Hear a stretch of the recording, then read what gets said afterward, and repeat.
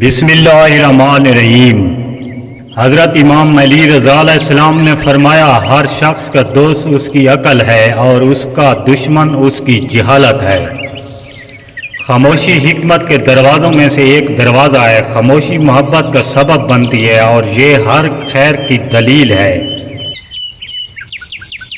حضرت امام علی رضا علیہ السلام نے فرمایا، عبادت زیادہ نمازیں اور روزے رکھنے کا نام نہیں ہے، بلکہ عبادت اللہ کے کاموں میں زیادہ غور و فکر کرنے کا نام ہے۔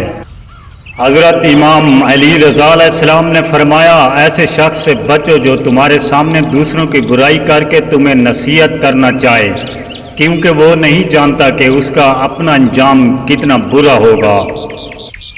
حضرت امام علی رضا علیہ السلام نے فرمایا، سخی آدمی وہ ہوتا ہے جو دوسروں کا کھانا اس لیے کھاتا ہے تاکہ لوگ اس کا کھانا کھائیں، جبکہ بخیل وہ ہے جو دوسروں کا کھانا اس لیے نہیں کھاتا تاکہ لوگ اس کا کھانا نہ کھائیں۔ حضرت امام علی رضا علیہ السلام نے فرمایا، وہ بات جو تم اپنے دشمن سے چھپانا چاہتے ہو اس سے اپنے دوست کو بھی نہ بتاؤ، کیونکہ حالات بدل سکتے ہیں۔ حضرت امام علی رضا علیہ السلام نے فرمایا، کوئی بندہ اس وقت تک حقیقی ایمان تک نہیں پہنچ سکتا جب تک اس میں عقل مندی کے ساتھ ساتھ روزی روٹی کا انتظام کرنے کی صلاحیت نہ ہو۔ حضرت امام علی رضا علیہ السلام نے فرمایا، جو شخص اپنے اہل و عیال کے لیے حلال رزق کمانے کی کوشش کرتا ہے اس کا اجر اللہ کی راہ میں جہاد کرنے والے سے بھی زیادہ ہے۔ حضرت امام علی رضا علیہ السلام نے فرمایا، جب بندے ایسے نئے گناہ کرتے ہیں جو انہوں نے پہلے کبھی نہیں کیے تھے تو اللہ ان پر ایسی نئی بلائیں اور بیماریاں نازل کرتا ہے جن کا انہوں نے پہلے کبھی تصور نہیں کیا تھا۔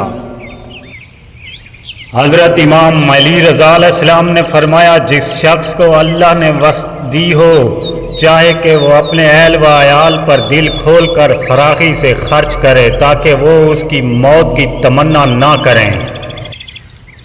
حضرت امام علی رضا علیہ السلام نے فرمایا، عقل کی بہترین قسم یہ ہے کہ انسان اپنے نفس کو پہچانے کہ وہ کیا ہے اور اسے کس نے پیدا کیا۔ حضرت امام علی رضا علیہ السلام نے فرمایا، گناہوں سے استغفار کرنے والا اور پھر بھی گناہ کرنے والا ایسا ہے جیسے وہ اپنے رب کے ساتھ مذاق کر رہا ہو۔ حضرت امام علی رضا علیہ السلام نے فرمایا، جو شخص اپنے معلومات میں عقل مندوں سے مشورہ کرتا ہے وہ کبھی ذلیل نہیں ہوتا۔ حضرت امام علی رضا علیہ السلام نے فرمایا، تم لوگ ضرور نیکی کا حکم دیتے رہو اور برائی سے روکتے رہو، ورنہ اللہ تمہیں بدترین لوگوں پر مسلط کر دے گا، پھر تمہارے نیک لوگ بھی دعا کریں گے تو قبول نہ ہوگی۔